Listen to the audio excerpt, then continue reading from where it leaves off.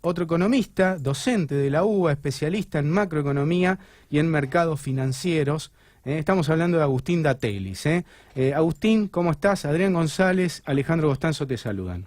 Hola, ¿qué tal? Buenas tardes, ¿cómo están? Bueno, me habrás escuchado en el comienzo esto del riesgo K. Es nuevo, Ya lo denominan como el riesgo más importante, es el que yo denomino, Martín Tetaz dice riesgo K. Pero mejor que yo te lo diga, escuchalo a él, que es muy cortito. Escuchalo. Dale. El riesgo de que no exista voluntad de pago. Yo lo llamo el riesgo K, concretamente. Cuando vos mirás, yo lo decía el otro día, un bono argentino como el AO20, que vence el año que viene, todavía estamos bajo el paraguas del Fondo Monetario, hay fondos suficientes para enfrentar todos los vencimientos de deuda, no pasa nada, no hay ningún riesgo prácticamente de no pagar deuda el año que viene, rinde 18% ese bono. Es decir, 18% en dólares. ¿Por qué? Claro. Una locura. ¿Por qué no se tira de palomita la gente en ese bono, a tomar ese bono para ganar 18% en dólares? Porque nadie suicida, Alfredo. Porque hay muchas chances de que gane Cristina y porque ya estuvieron diciendo, el propio Alberto Fernández y otras personas del entorno, estuvieron diciendo, bueno, vamos a ver, hay alguna deuda que está en jurisdicción local, que es esta deuda, por ejemplo, el bono que te estoy comentando, ese bono lo podemos recortar. Con el Fondo Monetario no, vamos a tener que sentarnos a negociar, pero los otros los podemos recortar. Entonces, hay una parte de riesgo muy importante que es riesgo K, eminentemente. Sin duda. Y es... Bueno, sin dudas terminó diciendo Alfredo Leuco. Sí, claro, bueno, Leuco que sabe de economía como yo de costura. Y Martín Tetaz, que pareciera que hoy por hoy oficia de operador directamente del gobierno, pero ha decidido dejar de lado cualquier tipo de prestigio como economista que pudiera haber tenido en algún momento, porque está diciendo cosas que son insólitas.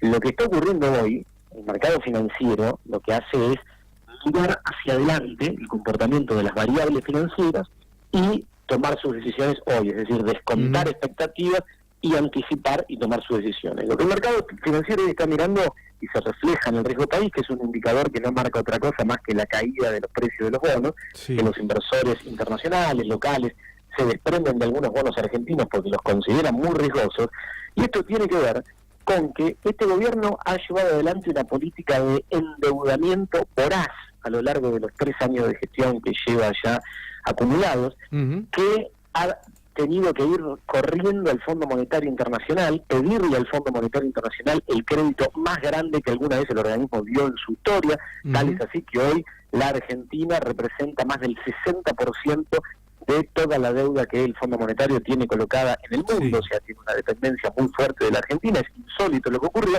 porque este gobierno no tenía forma de hacer frente a los pagos de vencimiento de la deuda. El mercado internacional se le cerró a principios del año 2018, porque justamente el mercado le dijo, miren muchachos, hace 2 años y medio que están tomando deuda a un ritmo desenfrenado, han encabezado los rankings 2016-2017 de colocación de deuda en el mundo, y toda la deuda que contrajeron con nosotros se fue a través del proceso de fuga de capitales, pago de otros vencimientos, o sea, el dinero que hoy ya no está en las arcas del Estado y que además no ha sido invertido en absolutamente nada que mejore la capacidad futura de repago de esta deuda. Entonces, díganme cómo me van a pagar. Bueno, el gobierno sale corriendo y le pide asistencia al Fondo Monetario, donde ahí priman los motivos políticos, apoyos, estrategias geopolíticas, en este caso de Estados Unidos, que tienen necesidad de mantener una pata firme en la región. Entonces pasa por otro lado el análisis, no por lo estrictamente económico. De hecho, el Fondo Monetario ha dado un desembolso para completar cerca de 57.000 millones de dólares, como decía recién, el más grande de su historia, sabiendo cuando firmó el acuerdo que el acuerdo que firma ahora incumplible, o sea, tiene que ver con otras lógicas que entran a jugar ahí. Lo cierto es que cuando vos hoy mirás los números de la economía argentina, decís, bueno, ¿qué pasó en los últimos 3 años? El nivel de deuda se llevó de un nivel de deuda pública total de cerca por debajo del 40% del PBI a el 100% del PBI como tenemos hoy en Argentina. Esto en 3 años. Una deuda que antes se había logrado que mayormente sea deuda en pesos, menos en dólares, porque uno tiene mucha más forma de administrar una deuda en su propia moneda. Hoy el 75% de esta deuda, que aumentó tanto su carga, es deuda en dólares. Dólares que la economía no genera. ¿Por qué? Porque como nada de esto se invirtió en inversión productiva, en infraestructura, en nada que mejore la competitividad de la economía, entonces hoy vos mirás, por ejemplo, después de una devaluación de más de 100% que hubo el año pasado. Las exportaciones, el primer cuatrimestre de este año, en relación al primer cuatrimestre del año pasado, y encontrás que es negativo, o sea, las exportaciones están cayendo, ¿sí? Se están desplomando las importaciones porque el mercado interno está destruido, pero las exportaciones caen. Es decir, si no ingresan dólares por exportaciones, si no ingresan dólares por inversión extranjera directa, por el desastre macroeconómico que tenemos hoy en Argentina después de las políticas de estos últimos años, bueno, el mercado mira eso y dice, ¿quién va a pagar esta deuda? Si ya no hay más chance de recurrir a los acreedores internacionales, no hay más chance de que el Fondo Monetario pueda expandir estos créditos y la economía está destruida y no genera dólares. ¿Cómo la van a pagar? Esa es la duda. Y eso responde a la política que llevó adelante este gobierno durante estos 3 años, pero es lógica elemental. Digo, ahora, lo que intenta hacer acá Tetaz es decir, no, está todo bien, Argentina puede pagar, no tiene ningún problema, el perfil de vencimientos de la deuda es maravillosa, cosa que todos sabemos que no. Vos mirás el perfil de vencimientos de la deuda 2021, 22, 23, tenés más de 40.000 millones de dólares por año de vencimiento para una economía que no genera dólares. No tiene de dónde pagarlo, claro. Claro. Ahora, Tetaz dice, no, eso es maravilloso, eso se puede pagar, perfecto, no sé de dónde sacan los números, qué mira, no, la verdad que ya me perdí. Y entonces lo que intenta instalar es, el problema es un tema de voluntad de pago. El mercado financiero cree que vuelve un gobierno kirchnerista, la expresidenta, y que por una cuestión de voluntad va a decidir que no quiere pagar esta deuda, entonces el riesgo es ese. Bueno, la verdad que... Esta es la instalación del miedo, del miedo que... Sí, es la instalación del miedo, pero digo, a ver, para un economista que sabe supuestamente cómo funcionan estas cosas, cómo funciona el mercado financiero, cuáles son las variables que mira el perfil de vencimiento de la deuda argentina, mira la nula generación de dólares que tiene la Argentina, el debilitamiento del mercado interno, y concluye que todo eso está perfecto y que solo hay un tema de voluntad de pago, ¿no? Y que el miedo es ese. Bueno, la verdad que o es una ignorancia supina en materia económica, o evidentemente está oficiando de operador del gobierno, de la estrategia de gran barbista del miedo, y entonces no le importa para nada decir cualquier cosa. Cuando dice con el paraguas del Fondo Monetario, la expresión, esa analogía, ¿es tan así? ¿Estamos protegidos con el Fondo Monetario? No, con el Fondo Monetario estamos en un gran problema. Lo que el Fondo Monetario está haciendo es cubriéndole a este gobierno los vencimientos de deuda que tiene de acá hasta fin de año. Entonces, lo que quiere decir Tetaz es, bueno, de acá hasta fin de año no vamos a entrar en default. Nos están zafando. Va a seguir haciendo los desembolsos que tiene comprometidos, y entonces la plata para pagar los vencimientos de deuda este año está. Ahora, confírmame esto, Agustín. Lo que está haciendo el gobierno con el Fondo de Garantía de Sustentabilidad dando créditos, ¿no? Digo, eso no vuelve, eso se va y no vuelve. Lo que está haciendo el gobierno con el ahora 12, no sé si al 20 o al 0%, pero al 20%, digo, la diferencia entre el 20 y el 70, o el 20 y el 100 que te da el banco, digo, ¿quién la paga? La pagamos todos. Y digo, y lo que está haciendo el gobierno para sostener el dólar con la liquidación de las reservas del Banco Central, ¿no? Ya llevamos, creo que, decímelo vos, pero 12.000 millones de dólares menos, ¿no? Digo, todo esto es rematar lo que queda de las reservas de la Argentina. Sí, claro, a ver, lo que está haciendo el gobierno ahora es llevando adelante un plan aguantar. El gobierno quiere aguantar hasta las elecciones, sabe que si se le escapa el dólar fuerte como pasó el año pasado y eso tiene traslado a precios, llega sin ninguna chance, destruido a las elecciones de agosto y después de octubre. Entonces está intentando mantener como pueda, metiendo parches, manotazos. Convenció al Fondo Monetario que había establecido un esquema de bandas, primero de planchar la banda cambiaria, después de eliminar la banda, de que lo que había sido anunciado con bombos y platillos, con un nombre muy técnico y pomposo, que era zona de no intervención, a los 2 minutos pasó a ser zona de intervención, porque ahora se puede intervenir en cualquier lado. Claro. Entonces, lo que era un esquema de cambio flexible, ahora es un esquema rígido, con intervención del Banco Central. El Fondo Monetario, que había argumentado por qué no prestaban para poder intervenir, porque no querían que sus divisas se vayan, a los 2 minutos quemó todos los papeles y decidió soportar esta situación que el gobierno propuso, claro, solo para aguantar. Ahora el tema es un programa que solo pretende llegar hasta ahí. ¿Cuál es la intención del gobierno? Llegar hasta ahí, intentar ganar las elecciones y después llevar adelante el programa que el Fondo Monetario le exige, ¿sí? Donde los daños sobre la Argentina, sobre la población, la sociedad argentina van a ser tremendos, porque el plan que el Fondo Monetario exige es más ajuste, más flexibilización laboral por ley, privatización del sistema previsional, quitarle jubilaciones a aquellos que no han tenido los aportes suficientes y que por la moratoria de los últimos años pudieron ingresar, o reducírsela. Bueno, ya un programa muy severo en materia de impacto social que tendría, pero el gobierno está dispuesto a eso. Tendrá algún compromiso de los Estados Unidos, que está atrás de todo esto, de darles alguna mano en la contención cuando sea necesario contener la presión social que va a aparecer indudablemente a partir del intento de llevar adelante este programa, pero la intención que tienen es esa. Ahora, en el medio, ¿qué podemos esperar en materia de crecimiento económico, de políticas redistributivas, de industrialización, de generación de empleo? Bueno, no, absolutamente nada. Me parece que ya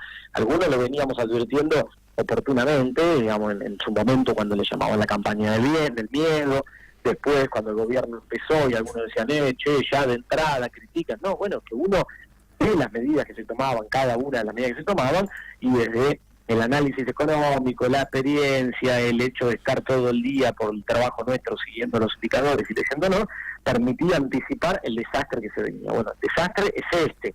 Ahora, me imagino que después de 4 años de experiencia con este gobierno, cuando todo lo que algunos decíamos que iba a ocurrir terminó ocurriendo, bueno, gran parte de la población que en algún momento se confundió, me imagino que ya estará alertada de las consecuencias de estas cosas y planteará a través del voto, que es la herramienta democrática, para torcer estas cosas, un cambio de rumbo. Sí. Un cambio de rumbo que va a costar, no hay nada sencillo, la herencia que queda de esto es muy dura, una economía fuertemente endeudada, que no genera dólares, con un mercado interno destruido, el poder adquisitivo del salario muy golpeado, empleo también muy deteriorado. Sí, es un pasivo tremendo social, ¿no? Sí, y con varios puntos que atender. Vos pensás que hoy el sistema financiero está montado en una bicicleta que propone el Banco Central, que son estas LELIC, que ya superan el billón de pesos, que pagan en tasa de interés de más del 70%. Bueno, todo eso va a haber que desarmarlo, hay que ver cómo para que el impacto no sea fuerte. Hay muchas cuestiones que va a haber que atender producto de este desastre. Pero escuchar análisis como este de Teta, la verdad que es, por un lado da gracia, pero por otro... Igual te digo una cosa, la verdad... me quedo con tu plan aguantar.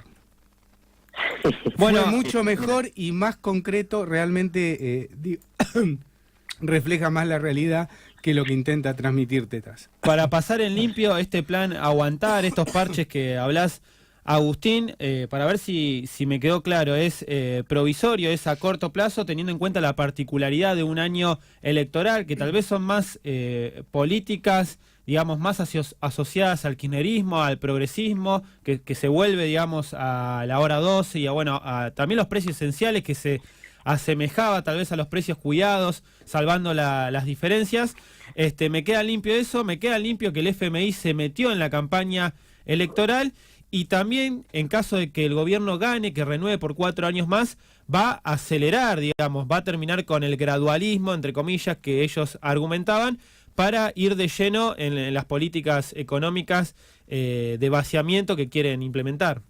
Tal cual, y en esto que marcás de los planes que el gobierno lleva adelante, que tienen bastante similitud con planes que se llevaron adelante en la gestión anterior, además de que queman todos los papeles, van en contra de sus propios argumentos porque criticaban lo que ahora hacen, además lo hacen mal, a destiempo, y no va a tener ningún impacto. Porque fíjate que, producto del descontrol que tienen con las tasas de interés para tratar de contener el tipo de cambio, el ANSES termina lanzando una línea de crédito para jubilados, beneficiarios de las asignaciones universales, con una tasa de interés del 50%, claro, que tomaron 1.700.000 personas, o sea que hay 1.700.000, claro, hay 1.700.000 argentinos que están recibiendo desesperados. Imagínate que para uno tomar un crédito al 50% de tasa de interés anual es porque está desesperado y no para refaccionar o para comprar un televisor o para seguramente para cosas cotidianas. Claro, es que el nivel de desesperación es eso, llevaron a las familias argentinas a un nivel de endeudamiento que no se soporta y se van estrangulando con esa tasa de interés. Nadie que tenga posibilidad de analizar un poco o de esperar va a tomar un crédito hoy al 60, al 70, al 80% o al 90% como ofrecen los bancos. Nadie, el que lo hace porque está desesperado. Bueno, entonces es una situación muy compleja que va a hacer además que muchos de estos programas que anuncian, precios esenciales, precios cuidados y estas cosas sobre las cuales ellos mismos no creen, lo hacen tarde, mal, a destiempo, en el medio de una situación económica que hace que esos programas que en algún momento, en otro contexto, sí tenían sentido y sí sirvieron, hoy no sirvan para nada. Claro. ¿Y cuál es tu perspectiva acerca del dólar? Alberto Fernández salió a hablar, dijo que no estaba de acuerdo con Cristina en su momento acerca de las restricciones de este cepo, que él tampoco utilizaría este esquema que ha usado el gobierno de liberar totalmente el dólar, porque esto, bueno, obviamente trae estas consecuencias que está... La volatilidad. La volatilidad, sí, bien digo, del dólar. Y dice que Alberto Fernández, que en su momento la política aplicada por Cristina Fernández del cepo imposibilitaba que vengan inversiones, que vengan dólares aquí al país. ¿Cuál sería el equilibrio? ¿No? ¿Cuál sería el equilibrio? Claro, ¿qué opinión tenés al respecto? Porque, a ver, digo, es cierto que un país como la Argentina, un país pequeño, y muchos de nuestros vecinos, caso de Chile y algunos otros lo hacen, es regular los flujos de capitales. O sea, claro, vos tenés que regular los flujos de capitales especulativos, no quedar supeditado a esta lógica especulativa de corto plazo de los mercados financieros, donde hoy entran, se suben a una bicicleta financiera, mañana salen, te hacen un desastre, digamos. Las economías pequeñas, con mercados chicos, con financieros chicos, como es el argentino, tienen que tener ese tipo de regulaciones. Lo que dice este gobierno en materia de desregulación absoluta de los mercados financieros es una irresponsabilidad, porque, por ejemplo, la crisis que sufrimos el año pasado, que terminó con 50% de inflación, deterioro del poder adquisitivo de los salarios de los argentinos, etcétera, respondió a una situación de capitales que habían ingresado a la Argentina a subirse a una bicicleta, que era esa que les proponía el Banco Central con las LEVAC en su momento, con alta tasa de interés y una artificial estabilidad cambiaria. Después se dieron vueltas sin ninguna regulación, salieron, se pasaron a dólar, los dólares que habían entrado por deuda y estaban en reserva se fueron para que estos fondos tomen su ganancia y se vayan de la Argentina, es decir, un desastre. Entonces la desregulación absoluta en países como nuestro no camina sobre funcional a estos negocios de pequeños grupos muy concentrados de mucho poder. Ahora bien, también es cierto que haber llegado a restricciones tan fuertes como fue el famoso cepo cambiario en aquel entonces, el último gobierno de Cristina Kirchner, tampoco es una solución, porque termina generando un montón de problemas, termina estando todo tan restringido que es cierto que nadie entra a donde después no puede salir, entonces por otro lado terminó frenando los flujos de inversiones extranjeras en la Argentina, digamos, generó otros problemas acá a nivel local que tiene que ver con aspectos ya más bien psicológicos, pero que es importante, digamos, todos sabemos que los argentinos tenemos arraigada una cuestión muy vinculada al ahorro con el dólar, digamos, en mayor o en menor escala, no digo los grandes especuladores,